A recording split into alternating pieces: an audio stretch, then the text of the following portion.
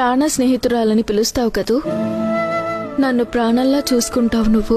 ఒకవేళ నేను అబద్ధం చెప్పినా నువ్వు నిజమని నమ్ముతావు. కానీ అసలు నిజం ఒకటుంది.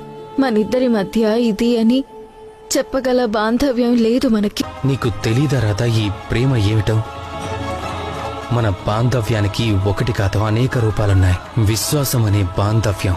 నేను నీకంటే ఎక్కువగా ఎవరిని విశ్వసించలేను. సత్యం అనే బంధం. రాధాకృష్ణులు ఒకరికొకరు అబద్ధాలు చెప్పలేరు.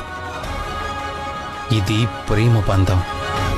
ఈ ప్రేమ బంధం ఈనాటిది కాదు, ఏనాటి నుండో మొదలైంది. అది మనల్ని అనంతం దాకా పరస్పరం ప్రేమికులుగానే ఉంచుతుంది.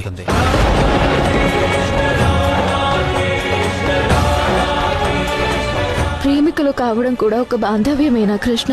అది మాత్రమే ఏకైక సంబంధం రాధా, మరేది బంధం కాదు.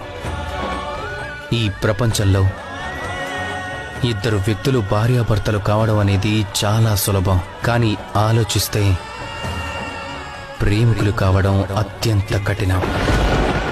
భార్యాభర్తలు లోకంలో అందరి ముందు కలిసి 7 అడుగులు వేస్తారు. దాంతో 7 జన్మలు కలిసి ఉంటారనుకుంటారు గాని అది కానే కాదు.